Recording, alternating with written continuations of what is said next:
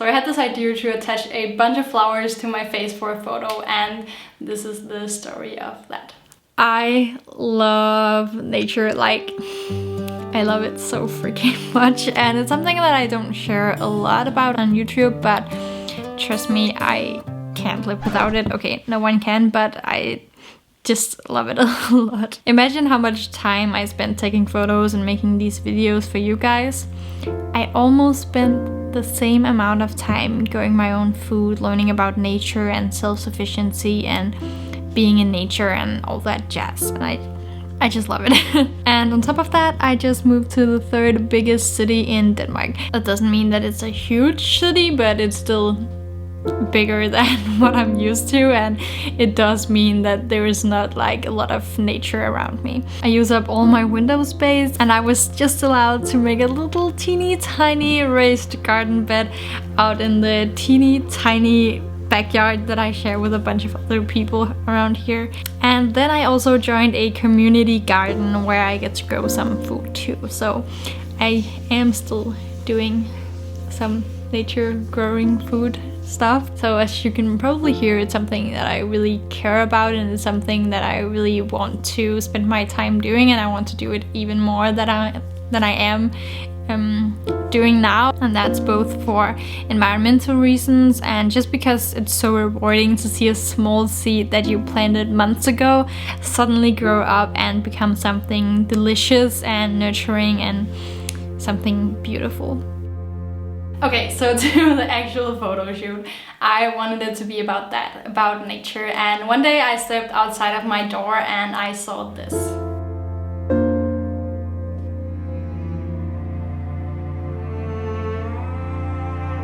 Just outside the door to my apartment, in the middle of the city. These flowers are so freaking pretty.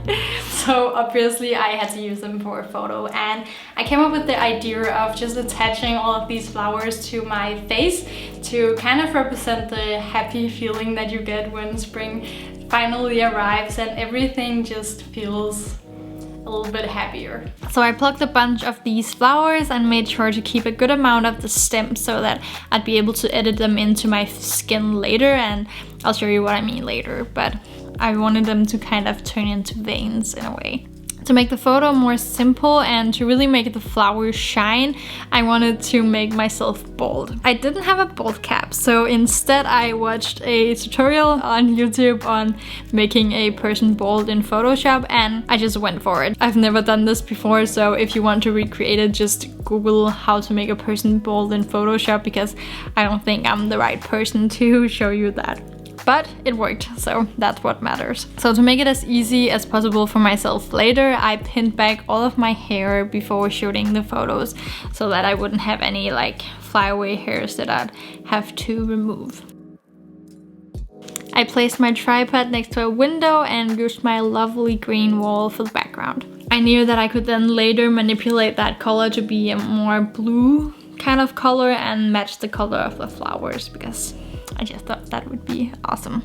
And blue and the orange color of the skin just always looks great in photos, so that's what I went for. Then I connect my camera to my phone via the built-in Wi-Fi so that I can actually see what I'm doing while I'm taking the photos, so that just makes everything a lot easier. I really find it hard to pose my face most of the time, so I always spend a ridiculous amount of time trying to get it perfect. I knew that I wanted to incorporate my arms, so I actually got my boyfriend to hold a piece of paper that I used as a reflector, and then he also held my phone once I thought that I had the pose right, because I couldn't like hold my phone and grab the photo at the same time because both my hands had to be in the frame, if that makes sense. You can probably see it on his face, but he hates this. He thinks that I'm slow and it's boring to just hold a piece of paper. I get it, but that's what he signed up for, right?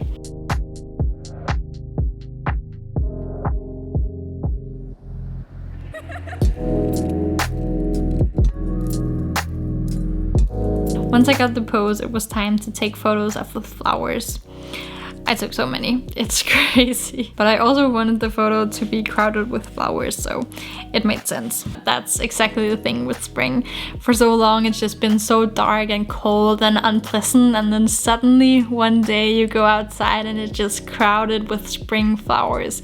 It's amazing. I already said this, but I just felt it so much more this year than I normally do, and I don't know if it's the fact that I now live in the city and just appreciate the little bits of nature that's still allowed to be here more, or if it's just something that happens when you grow up.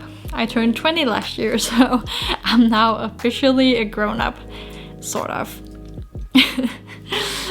Do you feel the spring affecting you in the same way too? I think it's awesome. One day I want to just live on a farm in the countryside, grow my own food, and enjoy spring like crazy. That would be so cool. Oh my god. So, I finally got all the photos I needed with the flowers. The editing of this photo was so long. I honestly think it's the longest I've ever taken to edit a photo, because I literally had to cut out all of these flowers using a brush tool, and it just took what felt like eternity. But I finished, but gosh, it took so freaking long.